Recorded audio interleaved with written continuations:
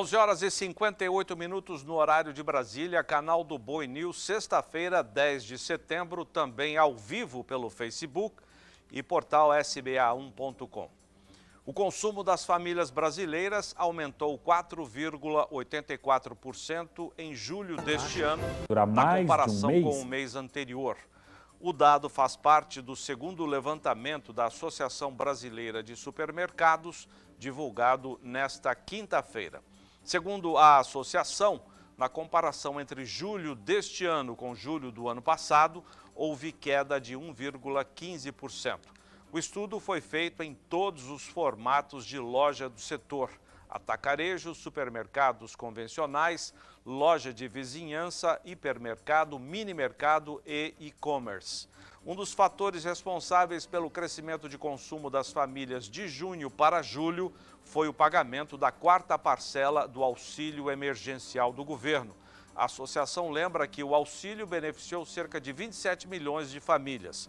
O custo da cesta, com os 35 produtos mais vendidos em supermercados, manteve a tendência de alta, fechando julho em R$ 668, quase 1% de alta em relação a junho.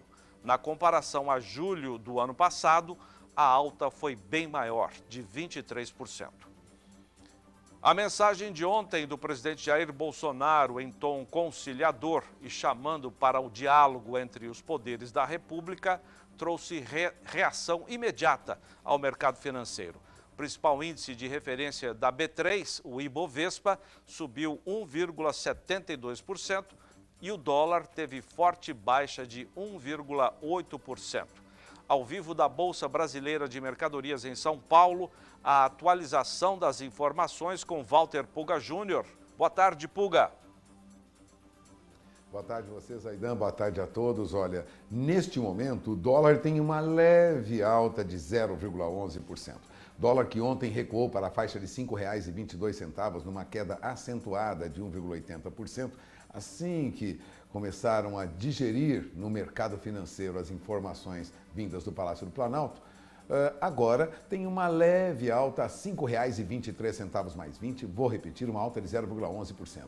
Se bem que hoje o dólar já chegou a operar em forte baixa de novo, chegou a recuar para a faixa de R$ 5,17. O mercado se estabiliza perto de 5,23 neste momento. Agora, importante destacar que já há uma reação positiva no exterior. Os investidores estrangeiros, eles aumentam a cautela com o Brasil, segundo informação divulgada agora há pouco pelo jornal Valor Econômico, mas não vem qualquer perspectiva ou risco de ruptura no Brasil, ou seja, um acirramento grave nessa discussão entre STF, Executivo e Legislativo. Os investidores internacionais buscam manter uma postura pragmática em relação ao Brasil e filtram aí um pouco esses ruídos políticos recentes. Segundo a agência holandesa, gestora de fortunas, a Asset, a Robeco, a diretora Daniela Costa disse que o mercado vê com cautela o Brasil, especialmente após os últimos acontecimentos, mas a visão geral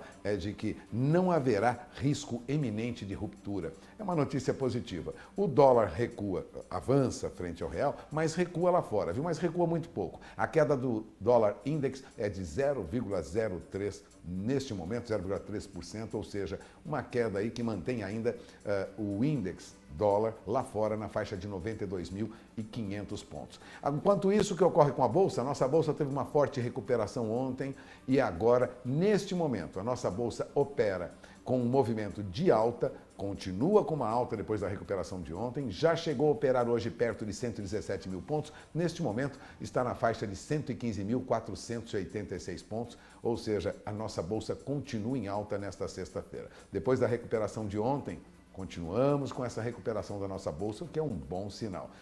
Lembrando que chegamos perto de 117 mil pontos. Uma reação positiva depois da perspectiva de diálogo entre os poderes em Brasília. É com vocês aí, né? Puga, o principal conselho da Câmara dos Deputados deu o aval para a aviação agrícola ser empregada no combate a incêndios florestais. O texto agora segue para votação em plenário. Ao vivo de Brasília, as informações de Berenice Leite. Bom dia, Berê. Bom dia, Zaidan. A Comissão de Constituição e Justiça e Cidadania da Câmara dos Deputados aprovou o texto que veio do Senado e permite o uso da aviação agrícola no combate a incêndios florestais. Pelo texto, os planos de contingência para o combate a incêndios florestais devem ser elaborados pelos órgãos ambientais e devem ter diretrizes para o uso da frota aeroagrícola. Para serem utilizadas, essas aeronaves devem atender às normas técnicas definidas pelo poder público e serem pilotadas por profissionais qualificados para essa atividade. Atividade que pode ser incentivada, inclusive, pelo poder público e constará de políticas, programas e planos governamentais de prevenção e combate a incêndios florestais, passando inclusive pela formação e treinamento de pilotos. Lembrando que o texto já foi aprovado pela Comissão de Meio Ambiente, o próximo passo é ser votado no plenário da Câmara. A gente segue acompanhando e espera que isso seja aprovado o quanto antes, até porque já estamos no período de seca e quem sabe ainda possamos usar essas aeronaves ainda para combater os incêndios deste ano. Zaidan? A colheita de algodão no Brasil alcança mais de 98% da área.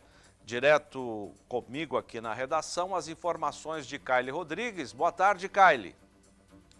Boa tarde, Zaidan. A colheita do algodão está bem avançada e deve terminar em todas as regiões brasileiras na próxima semana. A Associação Brasileira dos Produtores de Algodão, Abrapa, informou o progresso da colheita da safra 2020-21. Minas Gerais, São Paulo, Mato Grosso e Paraná seguem na frente de todas as outras regiões. A estimativa é de uma produção de 2,4 milhões de toneladas. A posição mantém o Brasil como o quarto maior produtor mundial e segundo maior produtor mundial também. Zaidan, com você. Obrigado. A Emater divulgou a primeira estimativa de safra de verão no Rio Grande do Sul. Ao vivo de Cruz Alta, noroeste do estado, as informações de Viviane Lara. Boa tarde, Viviane. Oi, Zaidan, boa tarde para ti, boa tarde a todos que estão nos acompanhando. A Emater estima aumento de área e também de produtividade dos principais grãos de verão na safra 21 e 22, totalizando aí 8 milhões de hectares e 33 milhões de toneladas de milho, soja, arroz e feijão aqui no Rio Grande do Sul. O levantamento aponta como destaque o milho com uma estimativa inicial de produção de 6,11 milhões de toneladas do grão, ou seja, quase 40% em relação à última safra, e uma área que deve ser cultivada de 834 mil hectares, aumento de quase 7% em relação ao ano passado. No caso da soja, o aumento foi de próximo a 4% na área cultivada, ficando aí em 6,32 milhões de hectares, mas a estimativa para a cultura é de redução de 2% na produção, totalizando 19,9 milhões de toneladas. Zaidan. Viviane, bom final de semana. O preparo do solo auxilia nas tomadas de decisão antes do plantio e impactam diretamente na produtividade. Este é o cuidado, neste momento, de agricultores de Mato Grosso. De Sinop, Valdir Pacheco. Zaidan, nestas últimas semanas, sojicultores de Mato Grosso estão se preparando para dar início à safra 2021-22. O vazio sanitário da soja encerra no dia 15 de setembro, portanto, a partir do dia 16 já estarão autorizados a lançarem suas sementes, aguardando somente a umidade ideal do solo. O sojicultor, conhecendo as condições químicas, físicas e biológicas do solo, fica mais fácil para a tomada de decisão e para o sucesso da lavoura. Esse preparo do solo consiste em criar condições ideais para a cultura da soja alcançar o máximo do seu potencial produtivo e resistir melhor às intempéries do tempo, como condições climáticas, por exemplo. O produtor deve também se preparar por meio de práticas que o auxiliam na lavoura com materiais e insumos que vão melhorar a sanidade, resistência e proteção das plantas. Zaidan. Obrigado, Pacheco. Agora a previsão do tempo para todo o Brasil. Boa tarde, Renata Ferreira.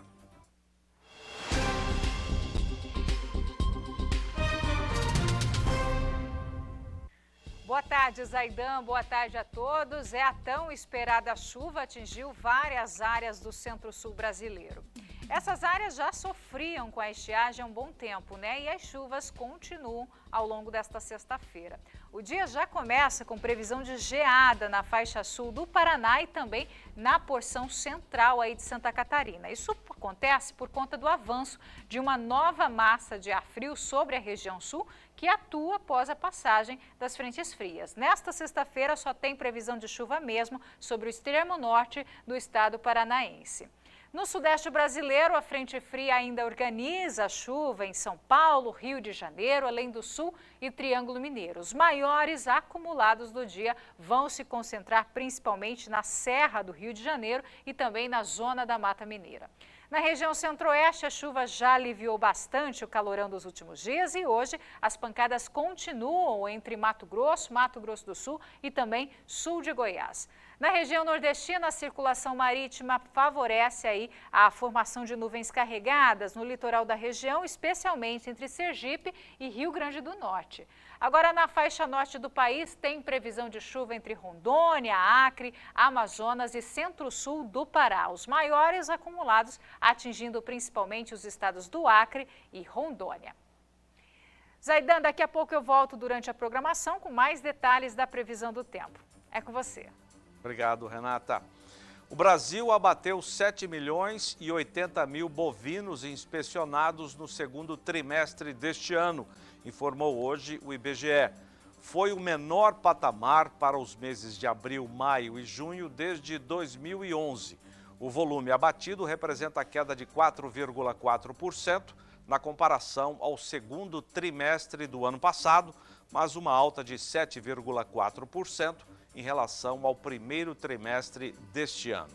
Segundo o IBGE, o resultado mantém a tendência de retenção de fêmeas observada desde o início de 2020.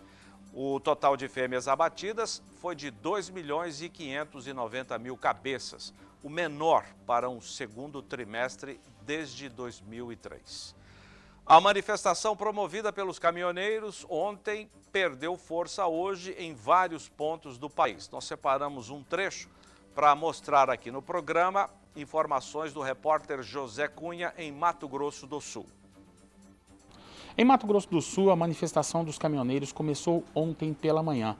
Nós estamos aqui no Centro de Controle Operacional da CCR-MS Via, que monitora especificamente a BR-163, a principal rodovia que corta o estado de Mato Grosso do Sul. Ao longo dessa rodovia, no dia de ontem, ocorreram alguns bloqueios, porém no dia de hoje o trânsito, o fluxo de veículos segue normal. Nós temos algumas imagens da BR no quilômetro 614, no município de São Gabriel do Oeste, que mostra ainda algumas máquinas, alguns caminhoneiros às margens da rodovia, mas totalmente liberada, sem bloqueio.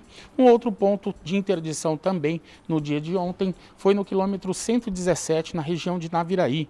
Neste ponto, ontem também houve bloqueio e neste momento somente a Polícia Rodoviária Federal por lá. No quilômetro 38, em Eldorado, no Mato Grosso do Sul, um outro ponto ontem onde teve bloqueios, porém alguns caminhoneiros à margem da rodovia, mas o fluxo de veículos segue também normal. De Campo Grande, Mato Grosso do Sul, José Cunha. CB News termina aqui. Muito obrigado pela sua audiência. Você fica agora com a nossa agenda de leilões e o programa volta na segunda-feira, às 5 para o meio-dia. Bom final de semana e até lá.